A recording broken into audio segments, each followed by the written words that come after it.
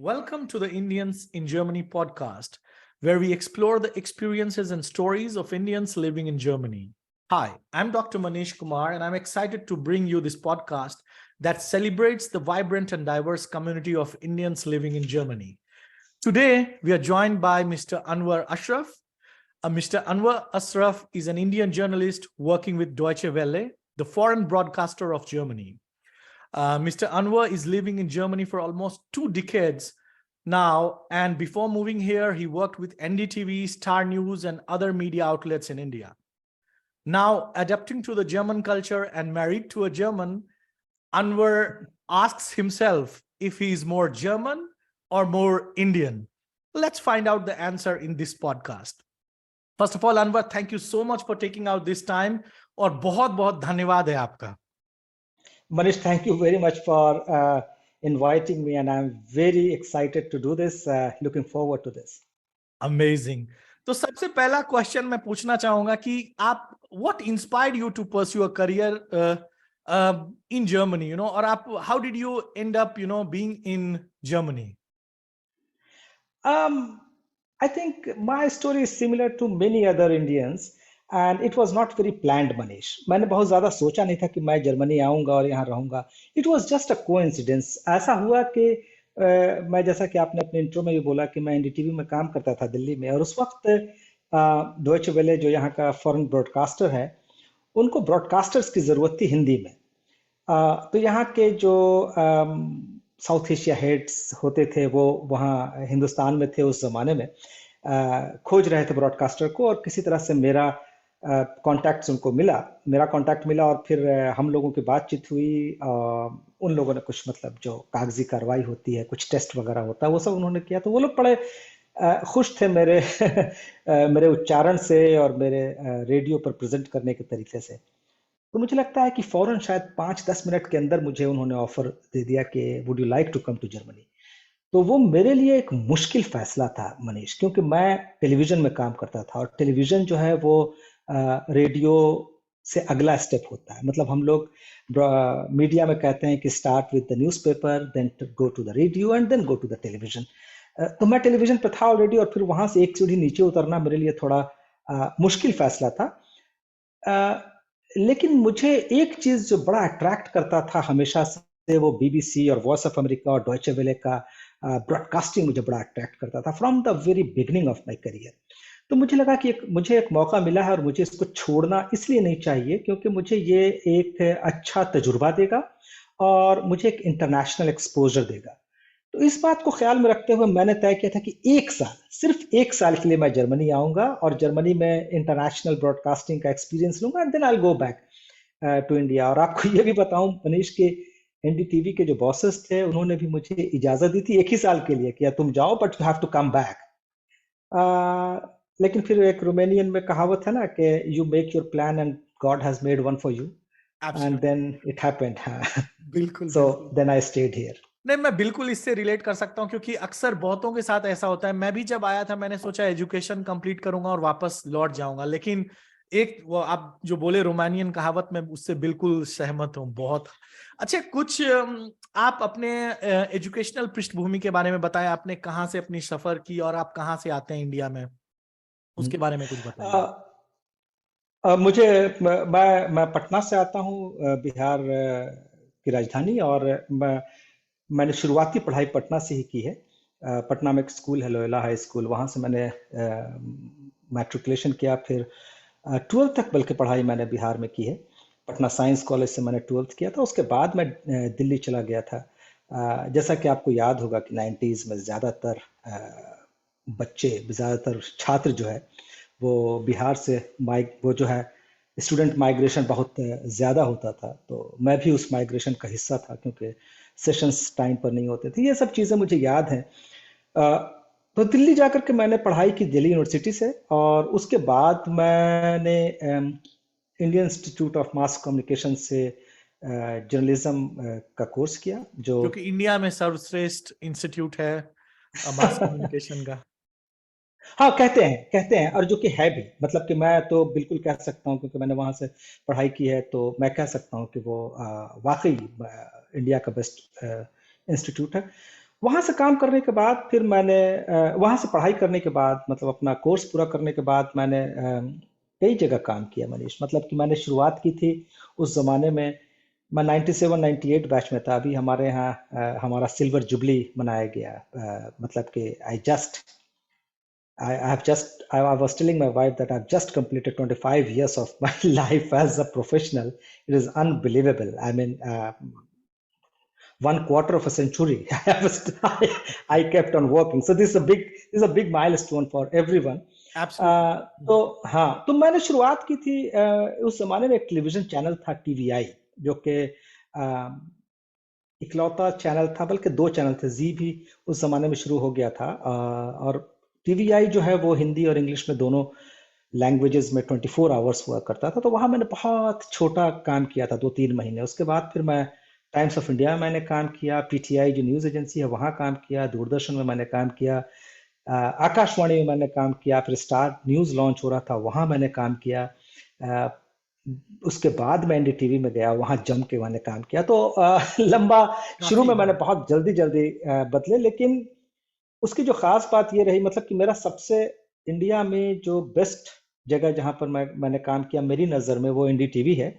लेकिन मैंने जो जहां बहुत ज्यादा सीखा जर्नलिज्म को लेकर, वो पीटीआई था, प्रेस ट्रस्ट ऑफ इंडिया, एक नेशनल एजेंसी, बिल्कुल बिल्कुल। जहाँ के खबरों की समझ और उसको कैसे पेश करना है, कैसे आपको ऑब्जेक्टिव रहना है, और वो सारी चीजें, मतलब आज के तारीख में तो हिंदुस्तान से आप ऑब्जेक्टिव खबरों की उम्मीद कम ही कर सकते हैं। लेकिन बहरहाल, लेकिन हम लोगों ने मतलब मैं अपने करियर में बोल सकता हूँ कि वो मेरा बड़ा लर्निंग, मतलब बड़ा अच्छा लर्निंग प्लेटफॉर्म था, और बहुत उसने मुझे बाकी मेरे आगे की लाइफ में बहुत मदद किया। गजब। अच्छा, ये मैं जानना चाहूंगा आपसे कि जब आप पहली बार जर्मनी पहुंचे, तो आपने सबसे बड़ी सांस्कृतिक जो अंतर है उसको कैसे, क्या अनुभव किए, सांस्कृतिक अंतर, और आपने इस अंतरों को कैसे अपनाया? हाँ, अ, मनीष, मेरे साथ जो पॉजिटिव चीज थी वो ये कि मैं वेस्ट के लिए नया नहीं था। मतलब कि I travelled some western countries, खास करके यूके में जा चुका था कई बार। तो मतलब वेस्ट में कैसे क्या लाइफस्टाइल है, या जो बेसिक्स हैं वो मुझे पता थे। लेकिन जर्मनी को लेकर के जो मतलब जो शॉक एलिमेंट था वो लैंग्वेज का था। हम्म। अम, और मतलब कि हम लोग कहीं ना कहीं अब तो चीज़ें बहुत बदल गई हैं, लोगों के अंदर बहुत अवेयरनेस हो गया है, बहुत लोगों के अंदर इंफॉर्मेशन का एक्सचेंज बहुत हो गया। लेकिन अर्ली 2000s में ऐसा नहीं था। हम लोगों के पास जानकारी भी कम हुआ करती थी, और उस टाइम मतलब इंटरनेट भी नया नया ही था। मतलब forget about Facebook and Twitter and all sort of और थिंग्स। व्हाट्सएप, हाँ, उस समय कॉलिंग कार्ड शायद आता होगा। भाई, कॉलिंग कार्ड तो ऐसा था मनीष कि हम जो है यहाँ पर 20 यूरो का भरवाते थे, रिफिल कराते थे अपना कार्ड, और वो 2 या 3 शायद 4 मिनट में खत्म हो जाया करता था। तो मतलब के जस्ट इमेजिन। लेकिन मैं ये बता रहा था कि जो कल्चरल शॉक था वो सबसे ज्यादा जो था वो लैंग्वेज का था। हम्म। कि वो लैंग्वेज की जो दीवार बनती है ना, उस दीवार को आप क्रॉस नहीं कर पाते। आपको मतलब आप कम्युनिकेट ही नहीं कर पाते। और being a student of communication, I could understand it what the problem is, but I was unable to cope. मैं समझ नहीं पा रहा था कि मैं इसको कैसे तोड़ूं। तो उसका सबसे आसान और सबसे मजबूत तरीका है to learn the language. Once you learn the language, you will also adapt the culture, you will also understand the society much better. तो लैंग्वेज एक बड़ी प्रॉब्लम थी। जब काम हमने शुरू किया तो एक दो और चीजें थी जो कि शॉक एलिमेंट ही मैं कहूँगा। एक तो प्लानिंग। जर्मनी में चीजें प्लान ज्यादा होती हैं, मतलब एग्जीक्यूशन का टाइम, अगर आपको प्रोजेक्ट का 7 दिन है तो उसमें शायद 3 या 4 दिन हम प्लानिंग में लगाते हैं जर्मनी में, और बाकी के 2 दिन एग्जीक्यूशन में, और एक दिन जो आप रिवीजन में लगाते हैं। इंडिया में 7 में से 6 या 6.5 दिन आप हवा हवाबाजी करते हैं, और आधे दिन में आप काम पूरा करने की कोशिश करते हैं। मतलब that's the fact, regardless in whatever industry, in whatever field, you will see that's the thing. And we are very proud as Indians कि अरे देखो, इसके बाद भी हमने पूरा कर लिया। आपने कर लिया, लेकिन just imagine, had you plan things, you would have much better, you would have excelled in that, so that quality, was हाँ। another। हाँ, क्वालिटी पे बहुत कॉम्प्रोमाइज होता है इंडिया में। दूसरी चीज पंक्चुअलिटी। मतलब मुझे याद है मनीष कि मैं इंडिया में जब रहता था तो मेरी घड़ी 15 मिनट हमेशा आगे होती थी। हाँ और मैं यहाँ आया तो मुझे शुरू में मैंने एक लैंग्वेज कोर्स किया और वो मेरी घड़ी 15 मिनट आगे होने के बावजूद मैं 5 मिनट लेट पहुंचता था क्लास में। तो जब मैं 5 मिनट लेट पहुंचता था तो टीचर और बाकी के स्टूडेंट्स मुझे ऐसे देखते थे जैसे कि मैं एक एलियन हूँ। तो मैंने एक दिन पूछा कि भाई आप लोग क्यों मुझे देखते हो ऐसे। उन्होंने कहा because you come late every day. मैंने कहा यार 5 मिनट कोई लेट लेट होता है। तो उन्होंने कहा कि भाई अब मुझे समझ आता है कि 5 मिनट कितना बड़ा लेट होता है ना। मतलब क्योंकि as German you try to reach 5 minutes in advance, not 5 minutes late. That is the बिल्कुल बिल्कुल punctuality. That's the thing what we learn in बिल्कुल। Germany. और वो चीज ये भी चीज मेरे पास एक शॉक एलिमेंट था। और तीसरा और इम्पोर्टेंट जो शॉक एलिमेंट था मनीष, वो ये था कि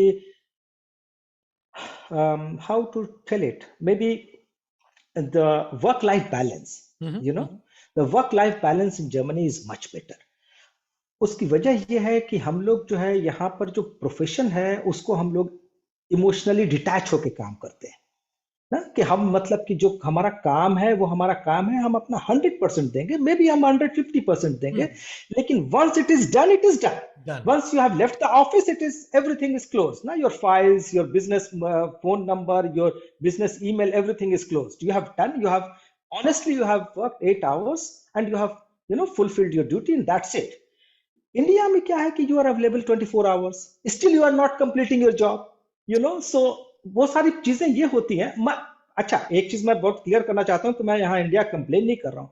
मैं कह रहा हूँ कि वो ये हमारे कल्चर में ऐसे सांस्कृतिक, डेवलप हाँ हो गया। बिल्कुल ये। हाँ, कल्चर में ऐसा डेवलप हो हाँ गया कि अरे 9 बज रहा है, अरे एक चीज रह गया, हमको जो ना हेडलाइन पूछना था, लगाओ लगाओ बॉस को फोन लगाओ। भाई बॉस को फोन मत लगाओ ना, कर लो, तुम्हारे ऊपर जिम्मेदारी है, कर लो।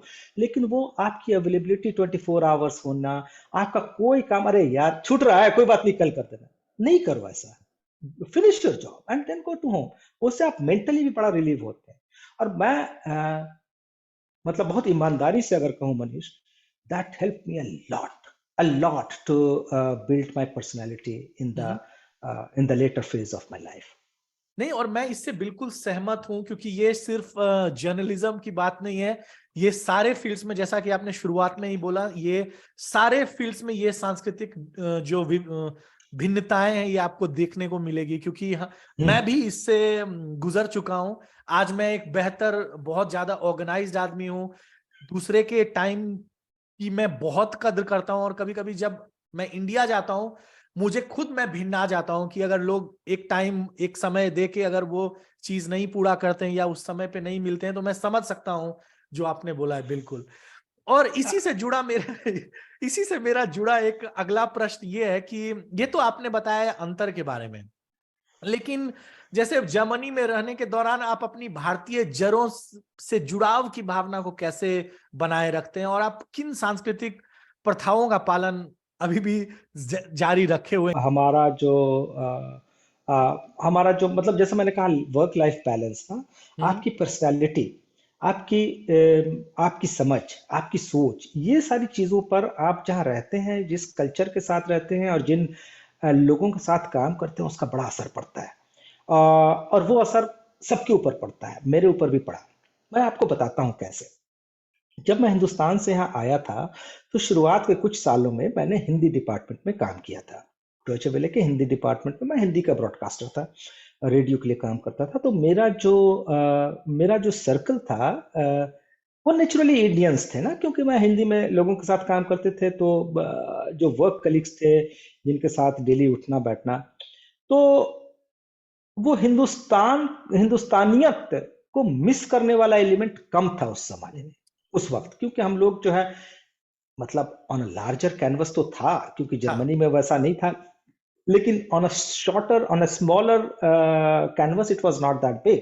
क्योंकि हम 6 8 10 लोग हमेशा हिंदुस्तान के थे, एक साथ काम करते थे। मतलब पहले से आ, कुछ इंडियन कलीग्स थे आपके डिपार्टमेंट में, ये तो मतलब अच्छी हाँ बात। हाँ हाँ, मतलब हिंदी हिंदी में तो इंडियंस ही होंगे हम्म, ना, जो हिंदी में काम बिल्कुल कर रहे हैं वो इंडियंस ही थे। तो बिल्कुल। वो मुझे बहुत ज्यादा मिस शुरुआत में नहीं हुआ।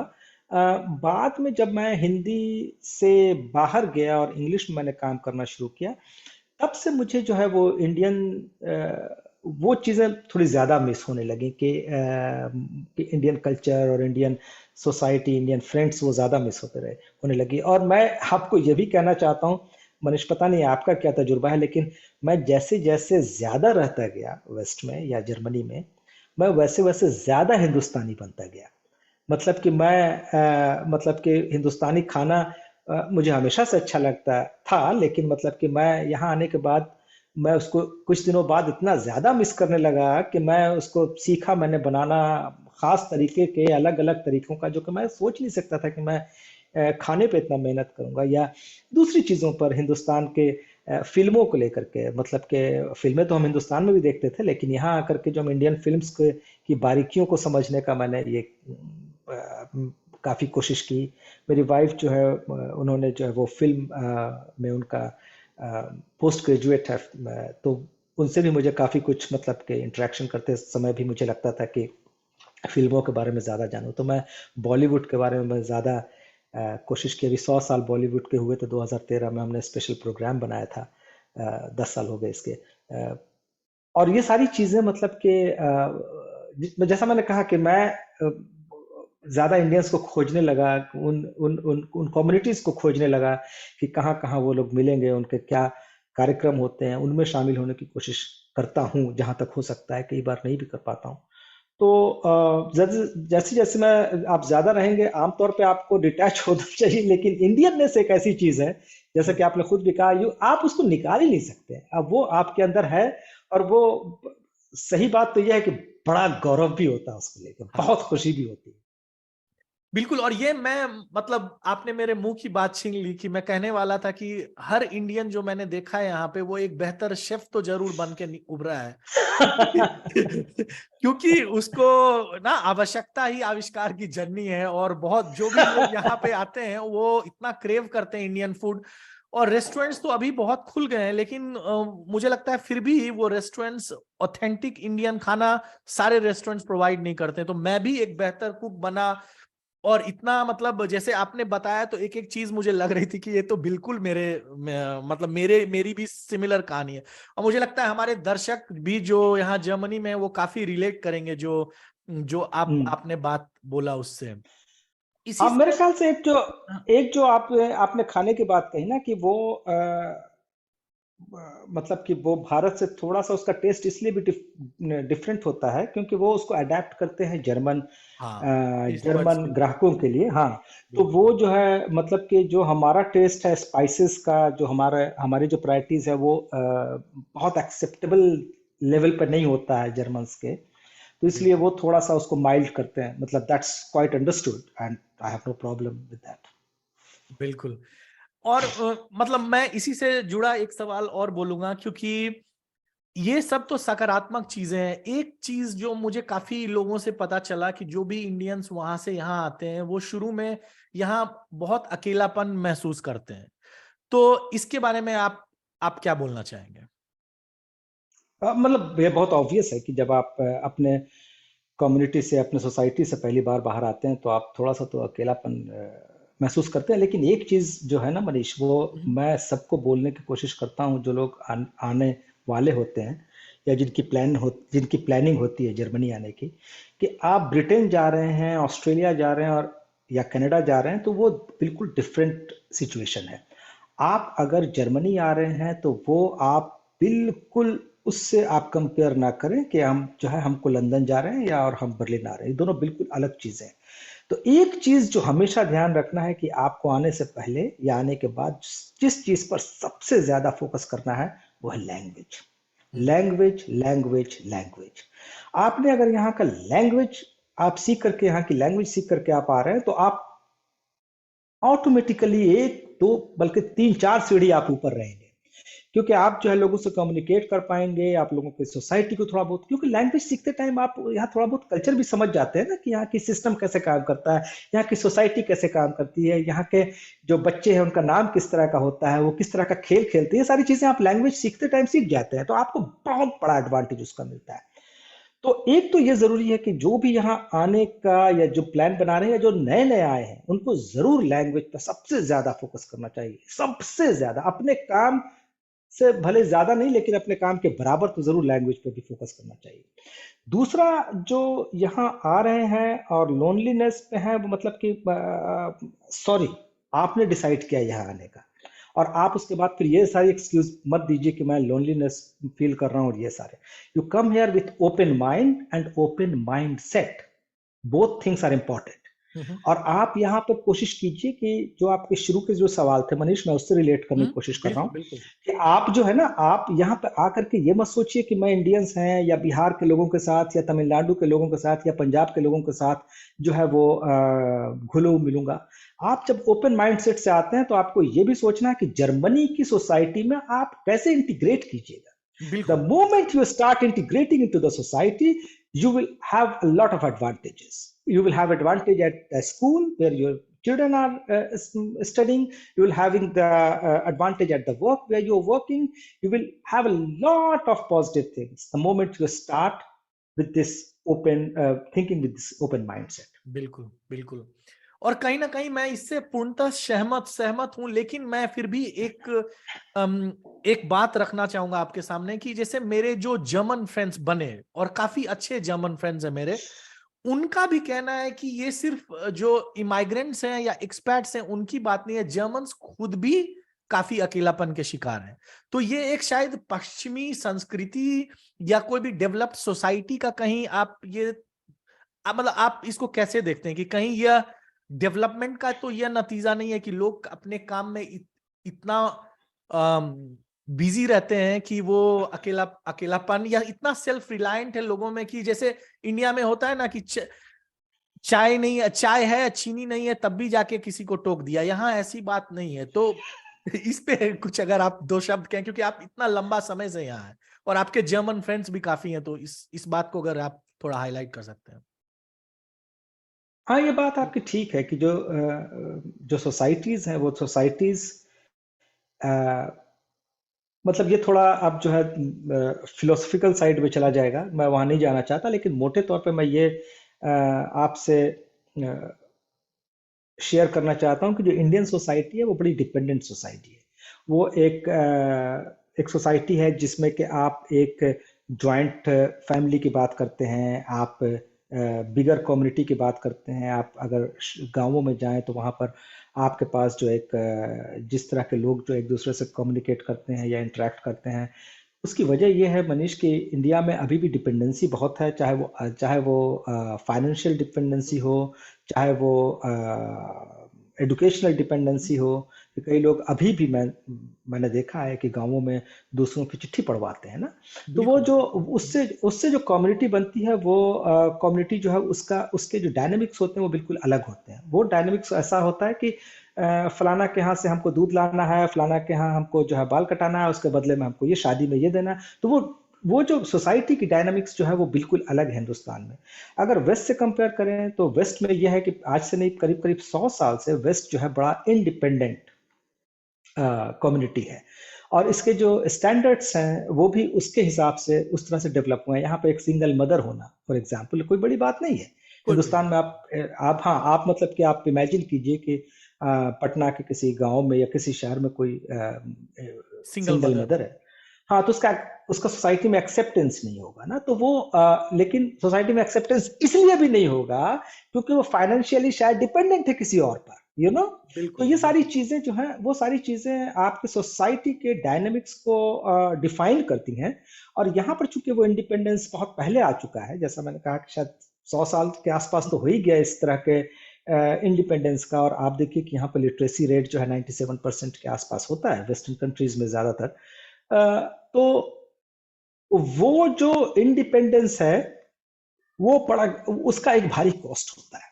वो उसका कॉस्ट यही होता है कि के आपके छोटे छोटे जो है वो बबल्स बनते हैं और आपको उन बबल्स में रहना है। जब आप मतलब आप भले ही काम कर रहे हैं या आपका दिन के टाइम में आपका इंटरेक्शन हो रहा है, लेकिन शाम कई लोगों की जो है बहुत तनहा गुजरती है। और मतलब मैं बिल्कुल आपकी बात को समझ सकता हूँ, लेकिन उसकी वजह मैं यही देखता हूँ कि हमारी दोनों की कम्युनिटी की डायनेमिक्स जो है वो बड़े बड़े डिफरेंट है। वाकई। इसी से जुड़ा एक अगला सवाल है कि क्या आप कोई विशेष अनुभव या क्षण साझा कर सकते हैं हमारे दर्शकों के साथ जो आपके जर्मनी में रहने के समय से अलग है, सकारात्मक या नकारात्मक? मतलब मैं मतलब मुझे लगता है कि सभी लोगों के साथ अच्छा और अच्छी और बुरी यादें रहती हैं। हम्म, जो कहते हैं कि परदेश में दोनों रहने आप, का जो, हाँ, अब हाँ दोनों शेयर कीजिए, कुछ अच्छी चीजें, कुछ बुरी चीजें जो आपके साथ हाँ, रहने के बाद हुआ। मतलब कि बुरी चीजें कि अगर कहीं किसी ने मतलब कि थोड़ा बहुत रेशियल कमेंट कर दिया, ये सारी चीजें तो मैं उसको बहुत सीरियसली नहीं लेता हूँ, क्योंकि मुझे लगता है कि वो जो है अवेयरनेस की कमी है फ्रॉम द अदर साइड। हम्म, लेकिन जो आपने कहा कि बहुत मोस्ट रिमार्केबल मोमेंट या बहुत ज्यादा मेमोरेबल मोमेंट, मतलब भगवान ना करे, मतलब जो बुरा बुरा जो अनुभव है, भगवान ना करे कि वो ऐसा अनुभव और लोगों के साथ हो। अ, जब आपके घर में कोई बहुत करीबी गुजर जाए, बहुत करीबी, और वो मतलब कि बहुत सडन अगर हो जाए, वो बड़ा बहुत बहुत तकलीफ दे होता है। मतलब कि आप अपने परिवार के साथ नहीं रह सकते, और आप ज्यादातर मौकों पर आप टाइम पर पहुंच नहीं पाते। अ, दुर्भाग्य से मेरे साथ ऐसा हुआ है। और मतलब वो, मुझे लगता है कि शायद 24-26 घंटे, मतलब कि मेरे लिए ऐसा था जैसे कि वो 2-4 साल की तरह थे। अगर आप किसी का एक्सपेक्टेड हो, कोई बहुत बुजुर्ग हो, तब तो फिर भी समझ में आता है, लेकिन हम्म। अनएक्सपेक्टेड सडन डेथ किसी की, मैं निगेटिव बात नहीं करना चाह नहीं रहा हूँ, नहीं, लेकिन बट वैसा पता है मतलब कि क्या, हाँ। आपने एक नहीं, हाँ। क्योंकि मैं कोरोना, अभी हम लोग सब एक पैंडेमिक से गुजरे हैं और उसके हम्म। दौरान ऐसी काफी घटनाएं हुई हैं जहां मैं खुद हम्म। अपने आप को बेबस महसूस करता था कि कैसे इसका हेल्प हम्म। करूं। कोई एयरपोर्ट पे अटका हुआ है, कोई कुछ, और सब किसी, हाँ। मतलब मैं बिल्कुल, मैं आपने बहुत एक मूलभूत बात की। और बहुत बहुत सारे जो इकलौते बच्चे हैं, अम, हाँ। हाँ। हाँ। हाँ। अनवर जी, हम्म। वो यहाँ पे हमेशा बोलते हैं कि समहाउ जर्मनी में ये आसान नहीं अपने माँ बाप को रखना, या जो भी, हाँ। मतलब हाँ, इसके बारे में भी हाँ, थोड़ा सा मैं आप। एग्जैक्टली हम्म, एग्जैक्टली वही आ रहा था कि मतलब ये मेरा मेरा जो केस था वो पैंडेमिक से पहले का था। हम्म, और मुश्किल था, बहुत मुश्किल, बिल्कुल मैं बहुत समझ सकता बहुत हूँ, बहुत बिल्कुल। मुश्किल। लेकिन मैं उसके साथ ये भी जोड़ना चाहता हूँ कि पैंडेमिक ने ऐसा अनुभव कई और लोगों को दे दिया, न चाहते हुए भी। मतलब कि मेरे परिवार में दूर के रिश्तेदारों की भी डेथ हुई। मतलब मेरे ख्याल से इंडिया में कोई ऐसा परिवार नहीं होगा हम्म, जहाँ किसी का मतलब कोई असमय ना चला गया हो।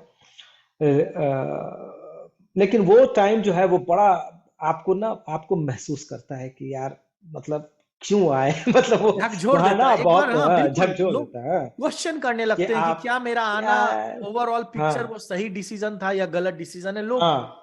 बिल्कुल बिल्कुल। आजा उम्र बहुत है छोटी, अपने घर में भी है रोटी। मतलब उस टाइम वही गाना याद आ रहा होता है कि मतलब पंकज कि उदास का वो गाना आज भी हाँ सुनते हैं तो हाँ। मर्म पैदा हो जाता है जब दिमाग में। मतलब कि हाँ। हम सभी लोग एक ही तरह के हैं मनीष, कि मतलब हम्म, कि आज भी जब आप बहुत नॉस्टैल्जिक फील करते हैं, तो वो हम्म, गाना सुन करके मतलब कि हम बेवतनों को की याद, वतन से चिट्ठी आई है। लेकिन मतलब अगेन, जो शुरू में आपने कहा ये समय की बात ना, कि समय बड़ा बलवान और वाकई बलवान होता है। वो उसके साथ चीजें जो हैं फ्लो करती रहती हैं, उसके साथ चलती रहती हैं चीजें। और हम लोग मतलब ह्यूमन है, तो हम हम्म, इमोशंस से भी तो जुड़े ही रहते हैं कहीं ना कहीं, और उसका असर पड़ता ही पड़ता है। हम्म, लेकिन लॉन्गर रन में हमको उससे बाहर आने की कोशिश करनी चाहिए, और हम करते भी हैं, जिससे कि फिर आप मतलब कि आगे निकलते हैं मेरे साथ। लेकिन मैं इसके साथ अच्छी चीज भी है कुछ, और बड़े अच्छे मेमोरेबल मोमेंट्स भी जर्मनी ने मुझे दिए हैं।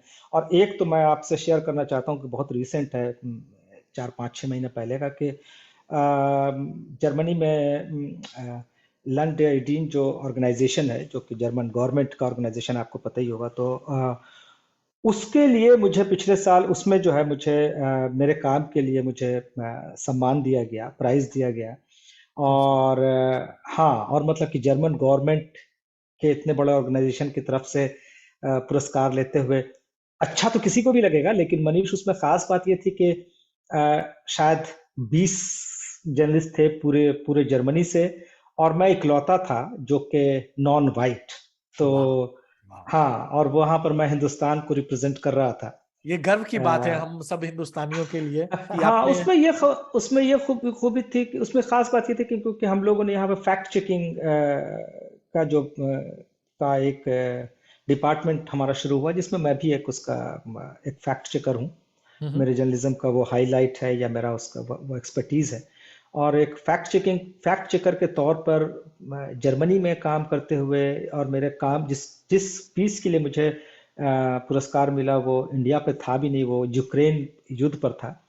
तो ये सारी चीजें फैक्टर जो है वो कहीं ना कहीं आपको इस बात के लिए मोटिवेट तो करती हैं कि आप मतलब कि आपके काम का सम्मान तो होता है। और वो मतलब कि जैसा मैंने कहा कि इतने जर्मन्स के बीच में एक इंडियन के तौर पे वहां खड़ा होना ही खुशी की बात थी। तो ये बिल्कुल। सारी चीजें हैं। और जहां तक जैसे आपने अभी वर्णन किया कि आपने फैक्ट न्यूज के मतलब फेक न्यूज को डिटेक्ट करने का यानी फैक्ट चेकिंग पे काम कराया जिसके कारण आपको पुरस्कार मिला। तो इसी से संबंधित मैं दूसरा प्रश्न ये पूछना चाहूंगा कि जैसे भारत में जो अभी फेक न्यूज का जो एक प्रचलन चल गया और खास करके मैं बोलना चाहूंगा कि 2013-14 से जो ये शुरुआत जिसकी हुई है उस पे आप कुछ अगर अपने एज अ जर्नलिस्ट आप उसको कैसे देखते हैं और क्या बोलना चाहेंगे उस पे। कितना समय है हमारे पास? इस पे तो मैं 5-6 घंटा बोल सकता हूँ। इस पे आप बोलिए समय है हमारे पास। बिल्कुल आप इस पे थोड़ा तो बोलिए आ, दर्शकों के लिए कुछ तो बोलिए। हाँ, नहीं मतलब कि आपने एक 12-13 की बात की है, मतलब कि जो पॉलिटिकल इन्फ्लुएंस है फेक न्यूज पर वो तो है ही, लेकिन उसके अलावा हमको ये नहीं भूलना चाहिए मनीष कि इंडियन सोसाइटी जो है वो भी बहुत तेजी से बदली है। मेरा कहने का ये मतलब है कि 2012 के पहले भारत में जो इंटरनेट एक्सेस था वो 15% था। बहुत कम 100 में से। से 15%, बिल्कुल 15 लोगों के पास था। और 2022 में वो एक्सेसिबिलिटी 85% हो गई है। Can you believe that? Absolutely. 85%। तो 10 साल के अंदर आपने 70% लोगों को इंटरनेट तो दे दिया, thanks to the cheap data, thanks to the Chinese mobile and all sort of things, कि आपने सबके हाथ में मोबाइल तो पकड़ा दिया, स्मार्टफोन। लेकिन आप सबको डिजिटल लिटरेट कर पाए या नहीं कर पाए, ये सवाल बहुत जरूरी है। अब इंडियन सोसाइटी ऐसी है कि किसी को कोई अगर व्हाट्सएप मैसेज मिलता है, कोई किसी का मामा कोई व्हाट्सएप मैसेज भेजता है, तो वो सोच भी नहीं सकता कि ये फेक न्यूज है। उसको लगता है मामा जी भेजे हैं भाई, ये गलत कैसे होगा, ये तो हमको इसको तो हमको फॉरवर्ड करना है, और ये मेरी जिम्मेदारी है कि हम इसको फॉरवर्ड करें। तो ये वाला जो माइंडसेट है ना इंडिया में, वो आता है डिजिटल इलिटरेसी की वजह से। और बिल्कुल। हाँ, तो ये एक फैक्टर मैं बता रहा हूँ, इसका मतलब कि इसके 8-10 फैक्टर्स हैं। और नहीं। मैंने इस पर चूंकि एक बहुत बड़ा रिसर्च किया है, पिछले साल मैंने इस पर काम किया है काफी, तो इसलिए मैं थोड़ा सा इसके डेप्थ में जा सकता हूँ। बिल्कुल लेकिन बिल्कुल। एक चीज आपको मतलब कि ये डिजिटल लिटरेसी वाली एक चीज है कि आपने जो सोसाइटल जो इंडियन सोसाइटी है वो सही मायने में इंटरनेट को जिस तरह से वो हैंडल कर रहे हैं, वो उस तरह से हैंडल करने के लिए तैयार नहीं है अभी। उनको उसकी ट्रेनिंग नहीं मिली है, उसको उसका एक्सपीरियंस नहीं मिला है। अ, हमारे अ, हमारे घर में ही आप देखिए कि आपके चाचा या फलाना या फूफी या जो भी है, वो जो है ओटीपी उनके पास आ रहे हैं, बैंक ट्रांजैक्शंस कर रहे हैं, वो किसी को ओटीपी दे देते हैं, किसी को बैंक वो दे देते हैं। मतलब उनको पता होना चाहिए कि ये सारी चीजें फॉरबिडन है, बिल्कुल मतलब कि बिल्कुल। ये सारी चीजें तो बिल्कुल नहीं होनी चाहिए। तो मैंने कहा कि इस पर मैं बहुत लंबा बोल सकता हूँ, लेकिन मैं इस पर मैं मोटी मोटी चीजों को लेता हूँ। तो दूसरी चीज जो है, इंडिया में अगर आप फेक न्यूज पर फोकस करेंगे तो आप देखेंगे मनीष कि उसमें ना दो ही चीजें हैं, दो सब्जेक्ट हैं जो सबसे ज्यादा प्रोमिनेंट हैं। एक है पॉलिटिक्स और दूसरा है रिलीजन। बिल्कुल बिल्कुल। है ना? तो अभी जो है कनाडा की एक यूनिवर्सिटी है, उसने एक रिसर्च किया था इस पर कि कौन से टॉपिक्स हैं इंडिया में जिस जो कि फेक न्यूज पर फोकस जिस पर सबसे ज्यादा फेक न्यूज स्प्रेड होता है। तो उसने पाया था कि almost 50% of the whole fake news in India comes from these two pockets ना, पॉलिटिक्स एंड रिलीजन। रिलीजन।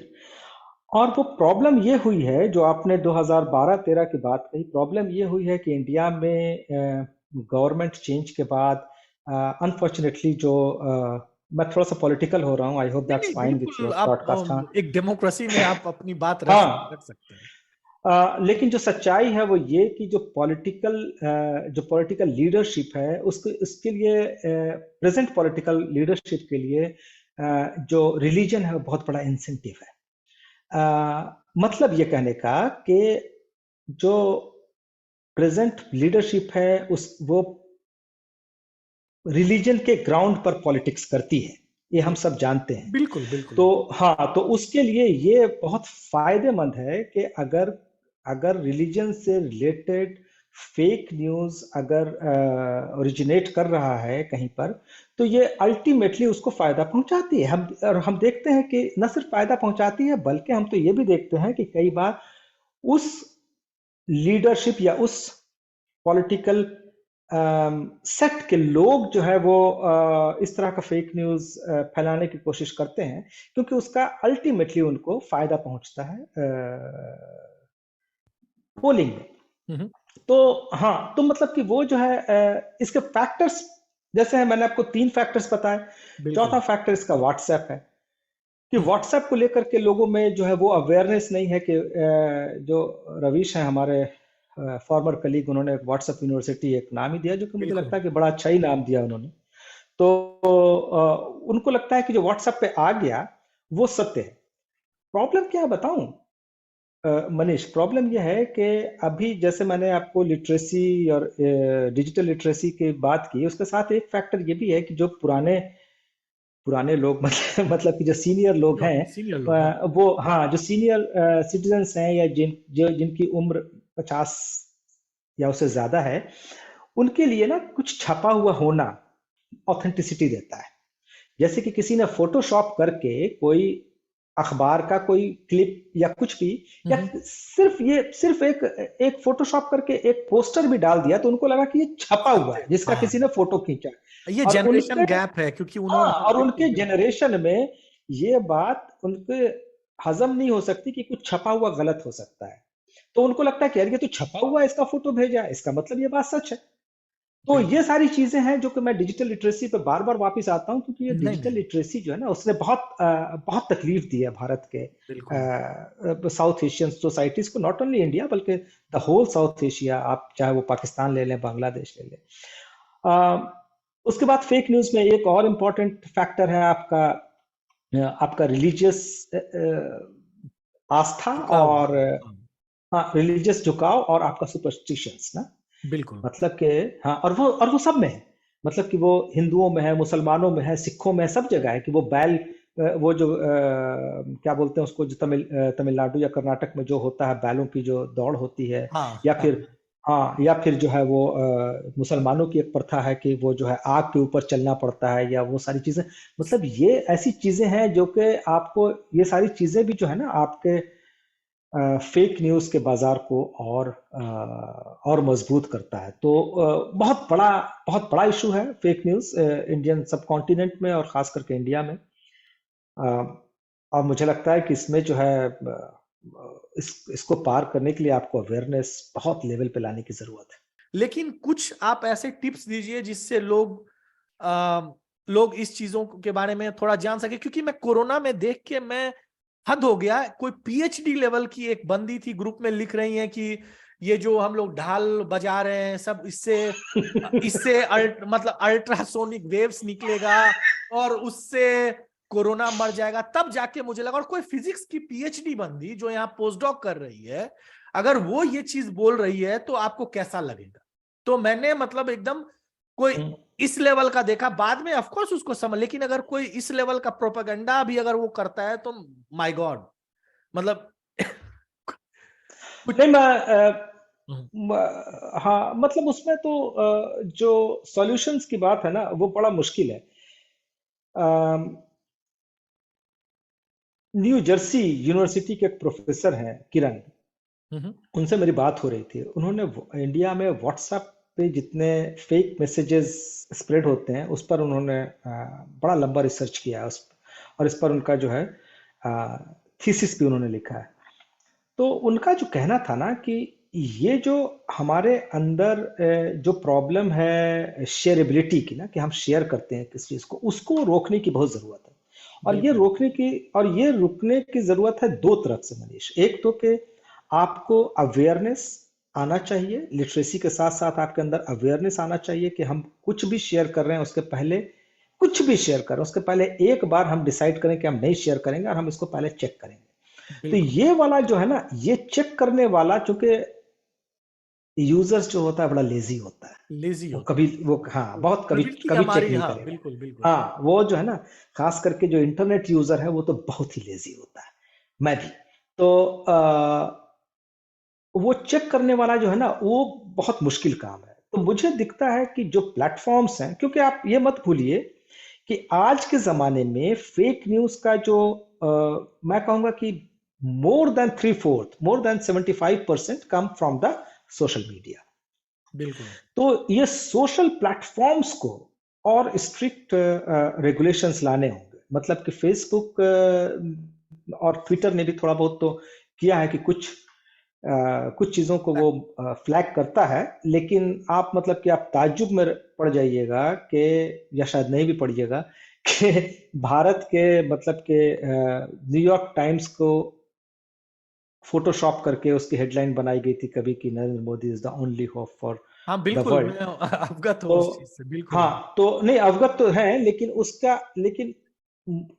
उसकी जो बुरी चीज है वो ये कि वो अभी भी फेसबुक पर मौजूद है। और ऐसे कई पोस्ट हैं जो कि 5,000, 10,000, 15,000 बार शेयर किए जा चुके हैं और वो अभी भी वहां मौजूद है। तो platforms are not doing enough. One has to absolutely understand that absolutely. और मैं फेसबुक प्लेटफॉर्म्स। पे आना, और मैं आना चाहूंगा अनवर जी फेसबुक पे, क्योंकि फेसबुक कभी कई बार ऑथेंटिक पोस्ट को ही ब्लॉक कर देता है इसकी आड़ में कि वो फैक्ट न्यूज चेक कर रहे हैं। बहुत बार मेरे साथ हुआ है कि कोई ऑथेंटिक न्यूज आप पोस्ट करना चाहिएगा और उसको वो फ्लैग करेगा, और जबकि आप देखिएगा कि बहुत सा, और इस पे एक बात भी चला था, शायद फेसबुक की सीईओ भी जिम्मेदार थी क्योंकि उनको एड रेवेन्यूज बहुत आ रहे थे एक जगह से। तो वो वहां भी बायसनेस होता है कि वो एक तरह के न्यूज को बढ़ावा देते हैं और एक हाँ तरह के न्यूज को बड़ा मतलब रोकते हैं, चाहे नहीं, वो वो मतलब बिजनेस, फैक्ट से। हाँ तो हाँ वो बिजनेस इंटरेस्ट जो है वो तो अपनी जगह है। मतलब कि फेसबुक ने का एक बहुत बड़ा कोलैबोरेशन है रिलायंस के साथ। और हम जानते हैं कि रिलायंस के जो मालिक हैं मुकेश अंबानी, उनके भारत के लीडरशिप के साथ बड़े क्लोज टाइज हैं। और मतलब के उनके काफी काफी उससे नजदीकी रिश्ते हैं। तो मतलब कि इन चीजों का, ये बिजनेस टाइज का पॉलिटिकल स्ट्रक्चर पर भी असर पड़ता ही है। लेकिन मैं जो बात कहना चाह रहा था वो ये कि प्लेटफॉर्म्स को और ज्यादा करने की जरूरत इसलिए है क्योंकि आपको ये भी समझना है कि फेसबुक और ट्विटर ये तो ओपन सोर्स है, लेकिन आपके सामने सबसे ज्यादा जो चैलेंज आता है वो व्हाट्सएप से आता है। बिल्कुल। और व्हाट्सएप जो है वो एक इनक्रिप्टेड प्लेटफॉर्म है। इनक्रिप्टेड प्लेटफॉर्म का मतलब यह है कि आपका सभी लोगों का सभी पोस्ट जो है वो पब्लिक डोमेन में नहीं है। मैं अपनी पत्नी को क्या लिख रहा हूं ये आप नहीं देख सकते, या आप अपने किसी दोस्त को क्या लिख रहे हैं मैं नहीं देख सकता, या आप अपने एक ग्रुप में क्या आप शेयर कर रहे हैं वो मैं नहीं देख सकता। और उन छोटे छोटे जो क्लस्टर्स बनते हैं, उन क्लस्टर्स में जो फेक न्यूज जो है वो स्प्रेड होना सबसे डेंजरस पैटर्न है हाल के दिनों में। तो मुझे लगता है कि व्हाट्सएप को भी एक रेगुलेशन। स्ट्रांग, हाँ स्ट्रांग स्टेप लेना होगा जिसमें कि वो फेक न्यूज पर कंट्रोल करे। लेकिन प्रॉब्लम वही है कि WhatsApp also belongs to Meta, that means WhatsApp belongs to Facebook. And वो सोचेगा ना कि हिंदुस्तान में अगर उसको काम करना है, हिंदुस्तान सबसे बड़ा मार्केट है व्हाट्सएप का, और वहां अगर उसको काम करना है तो मतलब कि किस तरह से उसके पास, उसके ऊपर जो है चैलेंजेस तो होते ही है। तो नेक्स्ट सवाल पे मैं ये पूछना चाहूंगा कि जर्मनी में रहने वाले एक भारतीय के रूप में आपने मतलब काफी चुनौतियों का आपने सामना किया है, जैसा कि आपने बताया, जैसे लैंग्वेज हो गया और मतलब और अन्य जैसे खान खान खान पान हो गया, लेकिन और क्या चुनौतियां आपने देखी हैं और उसको आपने दूर कैसे किया, कैसे संबोधित किया इन चुनौतियों को आपने? आप ऐसे मुश्किल मुश्किल शब्दों का इस्तेमाल कर रहे हैं कि मजा आ रहा है हिंदी के। आ, हिंदू जर्मनी में रहते हुए जो सबसे बड़ी चीज होती है वो आप अपने आप अपने पर्सनैलिटी पर, अपने ऊपर आपको फोकस करने का समय भी मिलता है और आपको जरूरत भी महसूस होती है। आपके हम लोगों ने पहले बात की कि आपका जो सोशल इंटरेक्शन होता है वो लिमिटेड होता है वेस्ट में, और आपके पास समय होता है अपने साथ रहने का, अपने परिवार के साथ रहने का, अपने बच्चों के साथ रहने का, और उसको आप कैसे इस्तेमाल करते हैं वो सबसे इम्पोर्टेंट चीज़ होती है। तो मैंने जो काम किया वो ये कि मैं जर्मनी में आने के बाद मनीष, मैंने सबसे पहला काम किया कि मैंने घूमना शुरू किया। तो मैंने करीब 50 देशों का टूर किया है। तो वो चीज मेरे लिए बड़ी अच्छी रही। वो उससे मतलब कि एक तो कि बहुत सेटिस्फैक्शन रहा, दूसरा ये कि मुझे बहुत से कल्चर्स के बारे में बहुत सी ऐसी चीजें समझ में आई जो कि मैं हिंदुस्तान में रहते हुए तो नहीं समझ पा सकता था, यहाँ रहते हुए भी नहीं समझ सकता था अगर मैंने वो टूर्स नहीं किए होते। तो वो एक चीज था, उससे मुझे मतलब मुझे लगता है कि मेरी पर्सनैलिटी आ, काफी बदली। और मतलब कि मैं थोड़ा सा थमा। पहले मैं बहुत तेज भागता था, फिर मुझे लगा कि नहीं, इतना तेज भागना ठीक नहीं है, आपको थोड़ा सा रुक रुक करके चीजों को समझने की जरूरत है। फैमिली लाइफ आपकी अच्छी होती है, मतलब कि अगर आप फैमिली पर फोकस कर सकें तो मुझे बड़ा अच्छा लगता है। मैं 2 घंटे अगर अपने बेटे के साथ खेल सकूं, उसके साथ जो है कुछ गेम्स बना सकूं या लेगो, वो मेरे से हमेशा जीत जाता है, लेकिन फिर भी वो एक अच्छी फैमिली लाइफ होती है। अम, आपका सवाल, शायद मैं भटक गया हूँ सवाल नहीं से। नहीं, मतलब जो चुनौतियां आपने बोला कि जैसे जो भी चुनौतियां यहाँ आती है, जैसे अकेलापन है, हाँ खाना है, हाँ हाँ तो आपने बहुत अच्छा एक चीज बताया कि ट्रैवलिंग करना, मैं हाँ सबको हाँ रिकमेंड हाँ करूंगा ट्रैवलिंग करना, लेकिन हाँ। और भी अगर कुछ चीज आप इस पे बता सकते हैं। हाँ, मतलब ट्रैवलिंग ट्रैवलिंग के अलावा आप मतलब कि मैं थोड़ा सा मैंने मतलब कि योगा मैंने पहले मैं नहीं करता था, लेकिन योगा पे मुझे काफी मतलब कि मेरे पास समय है या बना लेता हूँ। तो योगा करने में बड़ा मजा भी आने लगा है, मतलब और फिर मैं पढ़ता बहुत हूँ। पढ़ता तो मैं हिंदुस्तान में भी था, लेकिन काम के वक्त नहीं निकलता था काम के वक्त। लेकिन यहाँ आने के बाद मैं कोशिश करता हूँ कि महीने में 2 किताब पढ़ लूँ, अगर दो नहीं तो एक तो जरूर ही पढ़ लूँ कम से कम। तो और वो मैं करता हूँ, तो वो मेरे लिए बहुत बड़ा इंसेंटिव है यहाँ काम करने से, यहाँ यहाँ रहने का। लाइफ स्टाइल आपकी चेंज होती है, और उस लाइफ स्टाइल में आपके पास आपने जरा सा थोड़ा सा आप मतलब कि कैलकुलेशंस करेंगे तो आपके पास बड़े अच्छे से 2-3 घंटे तो आपके लिए बचते हैं। उन दो बिल्कुल। तीन घंटों का आप कैसे इस्तेमाल करते हैं ये आपके ऊपर है। आप कोई ऐसा, आपका कोई अगर ऐसा एम्बिशन है जो कि आपके काम की वजह से क्रश हो गया है, तो वो आप उसमें लगा सकते हैं। कि मैं जो है कोडर कोडर बनना चाहता था, मैं गलती से बन गया हूँ पत्रकार, तो आप कोडिंग करिए ना 2-3 घंटे, आप कोर्स कीजिए, क्या दिक्कत है? आजकल तो सब ऑनलाइन कोर्सेज है। तो वो मुझे लगता है कि वो आप कैसे इस्तेमाल करते हैं उस समय का। 100% तो मैं भी नहीं कर पाता मनीष, लेकिन जितना कर पाता हूँ उसमें मतलब कि मुझे लगता है कि उसमें मुझे मतलब ठीक ही है वो। बिल्कुल, आई मीन, एक इसी से जुड़ा सवाल मैं पूछना चाहूंगा कि अभी आप देखते होंगे कि भारतीयों की संख्या काफी बढ़ गई है जर्मनी में, है ना, क्योंकि जर्मनी थोड़ा ओपन हुआ है, काफी यहाँ पे स्किल शॉर्टेज भी की समस्या भी आई है, इसलिए काफी भारतीय यहाँ पे समुदाय संख्या, भारतीय समुदाय की संख्या यहाँ बढ़ी है। तो इस पर्सपेक्टिव में आप कैसे देखते हैं कि भारतीय समुदाय यहाँ कैसे विकसित होते हुए आप देखते हैं फ्यूचर में? कि जैसे, क्योंकि अन्य देशों में आप जाइए, अमेरिका काफी इवॉल्व भारतीय समाज है, या यूके या ऑस्ट्रेलिया, उसके बनिस्पत जर्मनी में काफी स्कैटर्ड है इंडियन इंडियन डायस्पोरा। तो उस पे कुछ अगर आप 2 शब्द बोलें। बिल्कुल बोल सकता हूँ।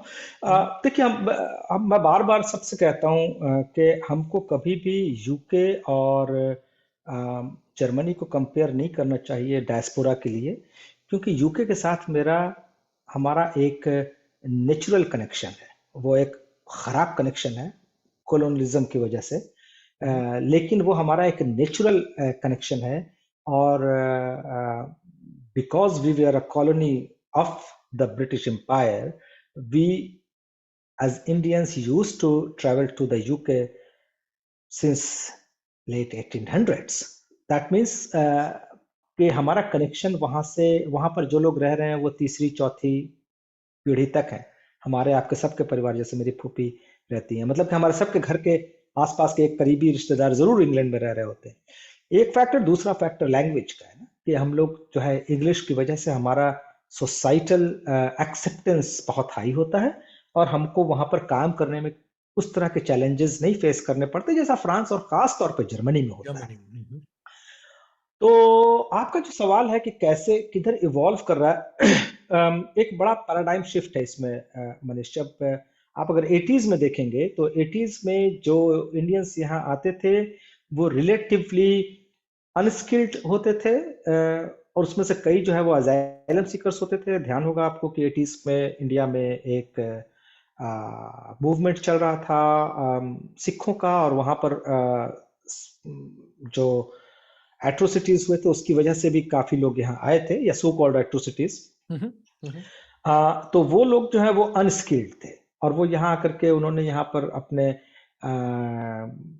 रेस्टोरेंट्स शुरू किए, या कई जो है वो छोटे लेबर बिजनेसेस फोर्स या में गए। हाँ, लेबर फोर्स में गए, या उन्होंने अपना कियोस्क बनाया, या मेनली इस ब्लू तरह की कॉलर चीजें। जॉब्स में थे वो, बिल्कुल। हाँ। हाँ, और उसके बाद जो है वो अब जो हम देखते हैं खास तौर पर लिबरलाइजेशन के बाद जो लेट 90s में, और अब तो खास तौर पर कि ज्यादा इन्फ्लक्स जो है वो दो तरह के लोगों का है, स्टूडेंट्स और प्रॉपर बिजनेस प्रोफेशनल्स। हाँ। प्रोफेशनल्स का। प्रोफेशनल्स में of course after 1998 97 98 IT professionals का बहुत ज्यादा इन्फ्लक्स है यहाँ पर, और जो पढ़ने आते हैं वो भी इंजीनियरिंग, आमतौर पर इंजीनियरिंग पढ़ने आते हैं, या बायोलॉजी, इस तरह की चीजें पढ़ने आते हैं, हायर स्टडीज के लिए यहाँ आते हैं।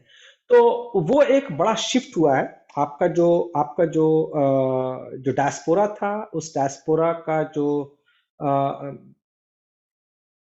कैरेक्टर है वो कैरेक्टर चेंज हुआ है, बहुत हाईली चेंज हुआ है वो। लेकिन एक चीज जो मुझे समझ आती है वो ये कि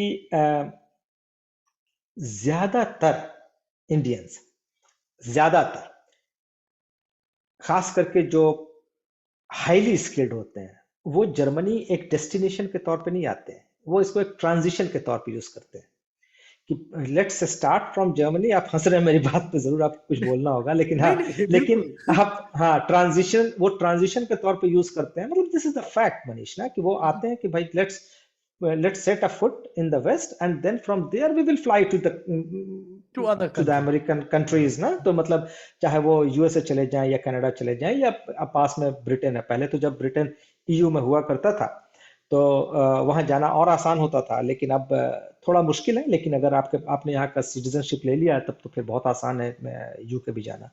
तो ये एक हमेशा से होता रहा, मतलब कि जर्मनी एक रिस्पेक्टेबल कंट्री तो हमेशा से थी। आपको मतलब कि लाला लाजपत राय ने यहाँ पढ़ाई की थी, या आप उस जमाने का देखें, सरोजिनी नायडू के भाई यहाँ, मतलब 1900s के शुरू में इवन लोहिया मैंने सुना है कि उन्होंने भी मेरे ख्याल हम्बल्ट से में। लोहिया लोहिया लोहिया, या लोहिया या लाला राम लाजपत, मनोहर इन लोहिया दोनों में ने से। बर्लिन हाँ, यूनिवर्सिटी लोहिया में ने पढ़ा शायद, है।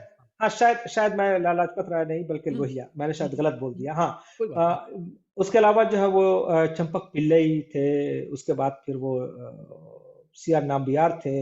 मतलब मतलब डेस्टिनेशन था, लेकिन वो बड़ा एलीट लोगों का डेस्टिनेशन था, वो एक कॉमन डेस्टिनेशन नहीं था। और अभी भी वो, मतलब कि आम तौर पर जो लोग आते हैं वो इसको ट्रांजिशन बना करके आगे बढ़ जाना चाहते हैं। मतलब कि आप सोच भी सकते हैं कि आपका अगर जर्मनी में, यूएस में शायद 3 मिलियन से ऊपर इंडियन पॉपुलेशन है, यहाँ पर 100,000 मुश्किल से ना। तो वो आपको वो डिफरेंस भी आपको समझ में आता है।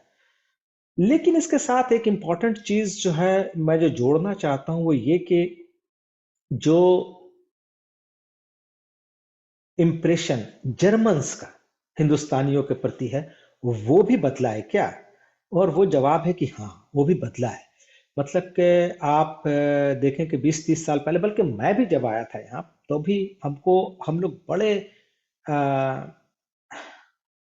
पराये से होते थे। हम्म। मतलब कि बहुत, मतलब कि कहाँ से एलियंस थे हम लोग। और हमसे पहले वाले लोग तो बिल्कुल ही, मतलब कि एलियंस थे, हाँ। हाँ, बिल्कुल ही एलियंस थे। लेकिन वो इनका भी जो परसेप्शन है टुवर्ड्स इंडियंस, वो बदला है, और वो बड़ा पॉजिटिवली बदला है मेरे ख्याल से। इसलिए भी बदला है मनीष, क्योंकि अब जो है ज्यादा पढ़े लिखे लोग और मतलब के पैसे वाले भी लोग, मतलब कि यहाँ आने लगे हैं। तो मतलब मैं कंपेयर नहीं कर रहा हूँ पहले का अभी नहीं का, नहीं, लेकिन मैं लेकिन सिर्फ बिल्कुल सिचुएशन, हाँ, बिल्कुल ये फैक्टर तो सिचुएशन, है। अगर हाँ, वो सिचुएशन देखते किस हैं तरह कि से। इंडियंस अच्छे पोजीशन पे हैं, जैसे यूएस में इतने सीईओज हैं, तो उससे बिल्कुल एक जो छवि है वो उसमें फर्क पड़ता है। हाँ, तो वो अब वो उनको समझ में आता है कि अच्छा, ये सिर्फ पिज्जा शॉप में काम करने वाले लोग नहीं है, बल्कि ये तो अपनी कंपनीज यहाँ सेट कर रहे हैं, बल्कि ये तो जर्मन्स को नौकरी दे रहे हैं। तो उससे परसेप्शन काफी बदला है। और बिल्कुल। वो परसेप्शन बदलने का असर ये हुआ है कि इंडियंस की छवि बड़ी अच्छी हुई है। और खास करके अगर आप पिछले 7-8 साल में आप देखें, जब द ग्रेट माइग्रेशन, मैं इसको द ग्रेट माइग्रेशन बोलता हूँ, 2015 का, जब 1 मिलियन से ज्यादा सीरियन और रेफ्यूजीज, हाँ। अफगान लोग यहाँ आए थे, हाँ, रिफ्यूजीज यहाँ आए थे। और हम भी माइग्रेंट्स हैं, वो भी माइग्रेंट्स हैं। लेकिन आप इन माइग्रेंट्स को कंपेयर करेंगे, then you will understand what I am trying to say. Again, I am not trying to compare, I am not trying to demeaning anyone, I am not trying to say that the others are not good, I am not saying that at all. But what I am trying to say that the whole character of the Indian diaspora has changed in the last 2-3 decades, and that is very visible positive. in the positively visible hmm. in the German society, and that made a huge difference in the perception of the German citizens towards Indians. हम्म। बिल्कुल। मैं transition वाली बात पे smile इसलिए कर रहा था कि आपने खुद बोला कि मैं जर्मनी 1 साल के लिए आया था, और ये ऐसा बहुत बहुत कहानियां और ऐसी बहुत कहानियां हैं, क्योंकि मैं भी जर्मनी सिर्फ पढ़ाई करने आया था। लेकिन बाद में क्या होता है ना, कि आप कंफर्टेबल हो जाते हैं।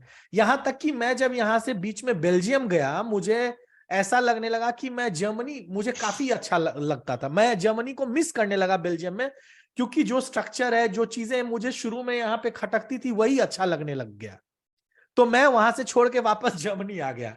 और ऐसा बहुत फ्रेंड्स हैं मेरे जो जर्मनी छोड़ के यूएस गए या यूके गए, जैसा आप बता रहे थे, और वो बाकी मतलब बिल्कुल पछता रहे हैं कि वो क्यों छोड़ के गए।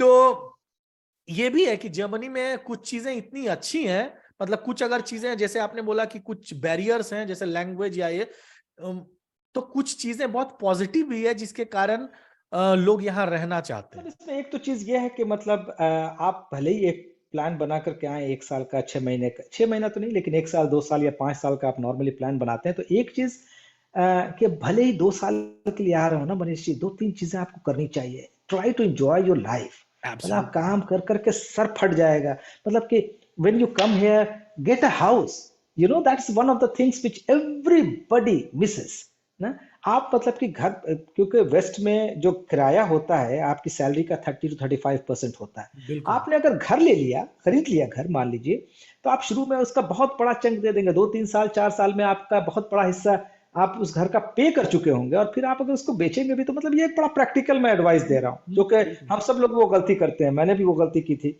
गेट अ कार, मतलब कि try to enjoy the life in the society where you are living ना। मतलब आप जर्मनी में रह रहे हैं, पर मैंने ऐसे भी लोगों को देखा है कि आधे कमरे के मकान में किसी तरह से टाइम बिता रहे हैं। अरे भाई, इससे बढ़िया लौट जाओ भाई, तुमसे ना हो मतलब पाएगा। अगर आप रह रहे हो तो हाँ, मजे लो, नहीं तो फिर। हाँ, बिल्कुल बिल्कुल। मजा मजा ले। मतलब कि जो जो आप जिस पर्पस से यहाँ आए हैं, आपने अपना माइंडसेट खोल के ही तो आप आए ना वेस्ट में रहने के लिए। तो उन सब चीजों को आप थोड़ा सा, आपको उसमें जो है, उसमें हमेशा आपको आपको सोचना चाहिए कि आप कैसे अडेप्ट कर सकते हैं कल्चर को। आप दोस्त बनाए यहाँ के ना, मतलब कि वो उस इसमें नहीं कि भाई मैं तो हिंदुस्तानी का यार, मैं तो इंडियन खाना ही खाऊंगा। अरे भाई, अब अगर आप वेजिटेरियन भी हैं, तो भी आपके पास चॉइसेस होते हैं। मतलब कि बिल्कुल। मैं भी मेरा भी खाने का 90% वेजिटेरियन होता है। लेकिन मेरे पास हमेशा एक चॉइस होता है कि मैं जो है, अगर बाहर भी खा रहा हूँ, दूसरे कल्चर के लोगों के साथ भी खा रहा हूँ, देन व्हाट कैन आई ईट। तो ये सारी चीजें हैं कि मतलब इस माइंडसेट के साथ आपको आना जरूरी है। उसके बाद आप चाहे 2 साल रहें, चाहे 20 साल रहें, आपको बहुत ज्यादा रिग्रेट नहीं होगा। तो बिल्कुल, ये क्योंकि एक, आपने हाँ अपने ये समय एक, का, बिल्कुल बिल्कुल मैं सहमत हूँ इस हाँ बात से। क्योंकि कभी आपको ये लगेगा नहीं कि मैंने एंजॉय नहीं किया वहां, या मैंने हाँ खुल के मजा नहीं किया। और जैसे यहाँ पे मैं ये भी बोलूंगा कि जर्मनी में रहने वाले जो अन्य भारतीय हैं, अम, उनके लिए आपका क्या सलाह है, कि जो घर से जो बहुत दूरी महसूस कर रहे हैं, या अपने संस्कृति से अलग होने का डर है? क्योंकि मैंने देखा है यहाँ पे दो दो जनरेशन के इंडियंस हैं, और उनको वो एक अपने गेटो में, मतलब वो इंटीग्रेट नहीं हो पाते हैं समाज में, जो आप बोल रहे हैं। तो उनके लिए आप क्या सलाह देना चाहेंगे? एक तो लैंग्वेज वाला मैं समझ पाया, और दूसरा, क्या उनको घेटो लगता है कि घेटो उनकी संस्कृति खत्म हो जाएगी, ऐसा उनको लगता है? तो इस पे आप क्या बोलना चाहिए चाहेंगे? दुनिया में कितने लोग आए जो कि संस्कृतियों को खत्म करने, चाहे वो ईदी अमीन थे, चाहे वो मुसोलिनी थे, चाहे वो जर्मनी के बूच वाले शासक थे, चाहे साउथ एशिया में कुछ थे। संस्कृति कभी ऐसे खत्म थोड़ी, संस्कृति कोई शीशे का गिलास थोड़ी कि खत्म हो जाएगा। मतलब संस्कृति तो बहुत सालों में, दशकों में, शताब्दियों में बनती है। ऐसा कोई यूं करे और संस्कृति खत्म हो जाए तो संस्कृति नहीं खत्म होती मनीष। संस्कृति डेवलप करती है, संस्कृति हमेशा इनरिच होती है, बिल्कुल। ज्यादा, हाँ, एनरिच होती है। आप दूसरी बिल्कुल। संस्कृतियों से मिलते हैं तो आपकी संस्कृति हमेशा प्रगाढ़ होती है। इस बात को, बेसिक चीज है, बहुत बेसिक है, इस बात को तो हमेशा ध्यान रखना चाहिए। और मुझे लगता है कि जो भी बाहर, मतलब इंडिया से आ रहा है, मुझे लगता है कि ऐसा सवाल एक पहले भी हम लोग कर चुके हैं, लेकिन मुझे लगता है कि पहली चीज उसको, जो अपने अपने जो बायसेस हैं, अपने जो प्रिजुडिसेस है, कल्चरल, बिल्कुल। हाँ, प्रीजुडिसेस है ना, उनको वही छोड़ के आना चाहिए।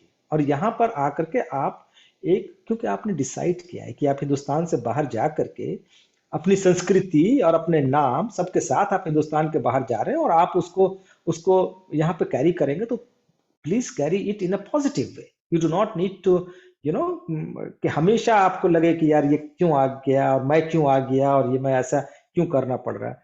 तो वो आपको open mind and open heart के साथ आना पड़ेगा, और आपको यहाँ पर सोसाइटीज के साथ इंटीग्रेट करना पड़ेगा। आपको ये भी सोचना होगा कि आप यहाँ रह करके किस तरह का नॉलेज शेयरिंग कर सकते हैं, आप कैसे कंट्रीब्यूट कर सकते हैं इंडिया के लिए। आप अगर यहाँ आकर के भी घेटों में रहेंगे, you will never ever contribute back to your society. I can guarantee this, Manish. Absolutely. अब जाते जाते समय की सीमा को देखते हुए मैं आपसे फाइनल सवाल ये पूछूंगा कि जर्मनी में सबसे जो चीजें आपको ज्यादा पसंद है वो क्या है? और कुछ दर्शकों के लिए अगर आप बता सकते हैं कि आपके फेवरेट घूमने का जगह, या कुछ टिप्स अगर दे सकें उनको एंजॉय करने का, तो वो दे दीजिए। अब जर्मनी में रहते हुए एक चीज जो मुझे बड़ी, मतलब के आरामदेह लगती है और बहुत मैं एंजॉय करता हूँ उसको, वो शेंगेन बॉर्डर है ना। वो बॉर्डरलेस कंट्रीज जो है, मतलब कि मुझे अगर, मैं 12 घंटे के नोटिस पर मैंने ब्रसल्स ट्रेवल किया है, to report from Brussels. I have reported from Brussels, I've reported from France, I've reported from Austria, I've reported from Amsterdam, and I have traveled almost all the Schengen countries, I would say. Maybe one or two are left, but all the Schengen countries. तो वो आसान मेरे लिए ये रहा कि मुझे कहीं के लिए, किसी भी शेंगन कंट्री में जाने के लिए मुझे वीजा की जरूरत नहीं थी, तो मैं कहीं भी जा सकता था। तो वो चीज मैं बड़ा एंजॉय करता हूँ कि आप आ, बहुत स्पॉन्टेनियस प्लान बना करके आप किसी दूसरे देश जा सकते हैं। बल्कि मैं तो आपको ईमानदारी से बताऊं मनीष, कि मेरे पास कोई अगर गेस्ट आता है तो मैं उसको बर्लिन ले जाने में सकुचाता हूँ, मैं उसको एम्स्टर्डम ले जाता हूँ। मेरे लिए बिल्कुल। वो ढाई तीन घंटे का ड्राइव है, और बर्लिन मुझे जाना है तो 6-7 घंटे लगेंगे। और मेरा बिल्कुल। गेस्ट जो है, जो इंडिया से आ रहा है, वो इतना खुश है कि अनवर देखो मेरे लिए इतना कर रहा है कि मुझे एक नया देश घुमा रहा है और उसको मैं बताना भी नहीं चाहता हूँ। देखियो अब आज मैं राज खोल रहा हूँ कि हाँ, मेरे लिए बिल्कुल। एम्स्टर्डम जाना या ब्रसल्स ज्यादा जाना नजदीक है, आसान हाँ। है। हाँ, म्यूनिख और बर्लिन जाने से आसान है मेरे लिए ब्रसल्स और एम्स्टर्डम जाना। तो ये सारी चीजें जो है वो शेंगन बॉर्डरलेस सोसाइटी। अच्छा, आप दूसरी बात इसकी, मतलब कि ऑन द साइड लाइंस में कह रहा हूँ कि आप सोसाइटी पर इसका असर देखिए कि मतलब कि सोसाइटी कितना समृद्ध होती है ना। मतलब एक दूसरे के देशों से जाना आना, आपका आपका जो कल्चरल बॉन्डेज है ट्रेड वो है, इतना कल्चर है ज्यादा हो बहुत। गया। हाँ, बिल्कुल। बहुत बहुत उसका बहुत फायदा होता है। तो ये चीज मुझे काफी मैं इंजॉय करता हूँ और बड़ा पॉजिटिव लगता है। जो जगह यहाँ पर घूमने की है, मैं थोड़ा दूसरे तरह का आदमी हूँ। When it comes to travel, तो मैं कोशिश करता हूँ छोटी जगहों पर जाने का, मतलब कि बर्लिन और म्यूनिख, ये सब तो आप गए ही होंगे, मैं भी गया हूँ, लेकिन सिटीज हैं। मैं इंजॉय करता हूँ छोटे शहरों में। जैसे मैं आपको बताऊं कि मैं यहाँ का एक शहर है हैमले, हामेल, हम्म। जो back back Piper of Hamelin, आपको ध्यान होगा। तो मैं खास करके वक्त निकाल के गया 2 दिन घूमने के लिए हैमलिन में, कि वहाँ क्या क्या है। तो वो वहाँ के कल्चर को देखा, वहाँ के कहानियों को सुना, वहाँ के लोगों के थ्रू सुना कि अच्छा उसकी कहानी क्या है। ट्रिया एक छोटा सा शहर है जो आ, कार्ल मार्क्स की जन्मभूमि है कार्ल वो। मार्क्स, हाँ, कार्ल मार्क्स की वजह से मशहूर है, लेकिन छोटा शहर है काफी। तो बिल्कुल। मैं, हाँ, वहां मैं गया। ल्यूबेक एक छोटा हाँ, शहर है लुबेक जो कि नॉर्थ। नॉर्थ में है। हाँ, वहीं पर रॉस्टॉक है। लिंडाउ जो कि साउथ में है, बवेरिया के पास है, जहाँ जहाँ के की वो एक नोबेल लॉरेट समिट्स भी होती है, लिंडाओ, काफी हाँ, फेमस है। हाँ। तो इन सब जगहों पर मैं जाना और वहाँ के कल्चर को समझना, छोटी छोटी चीजों को समझना, वो मेरे लिए बहुत बहुत खुशी देता है मुझे, छोटी जगहों पे जाना। तो ये लेकिन मेरे ख्याल से जो अगर ट्रैवल के लिए इंडिया से आ रहे होंगे, उनके लिए थोड़ा मुश्किल है। लेकिन अगर आपके पास समय है तो इन बिल्कुल। इन जगहों पे आपको जाना चाहिए। बिल्कुल। शुक्रिया, शुक्रिया अनवर, आपने अपना बेहद ही कीमती समय हमें दिया। और दर्शकों को बोलना चाहूंगा कि आप सब्सक्राइब करें हमें, और इसी तरह मैं लाता रहूंगा जर्मनी में रहने वाले अन्य भारतीयों की कहानियां। तो जुड़े रहें। गुड बहुत नाइट। शुक्रिया मनीष आपका, मुझे वक्त देने के लिए। और आपसे बात करने, लंबी बात हुई हमारी, लेकिन मुझे ये इस पूरे बातचीत में इतना मजा आया कि मैं चाह रहा था कि मुझे चाहता भी। रहा कि बातचीत, हाँ, कि लंबी होती रहे, कोई बात नहीं। और मुझे लगता है कि शायद दर्शकों को भी अच्छा ही लगेगा। मनीष ने खुद भी कहा, मैं भी, मेरी तरफ से भी अपील है कि इनके चैनल को और मैं सब्सक्राइब ट्राई करें। कर तो बिल्कुल बिल्कुल, और मैं ट्राई करता रहूंगा इसको थोड़ा, क्योंकि अभी हम लोग प्रोफेशनल्स नहीं है। मैं तो खास करके, आप तो प्रोफेशनल हैं अनवर, मैं तो सीख रहा हूं। बट मेरा उद्देश्य है कि आपके जैसे लोग जो यहाँ पे हैं, उनकी कहानियों को मैं इंडियंस के सामने लाऊं। तो बस यही यही कोशिश मैं करता रहूंगा। ठीक है। शुक्रिया।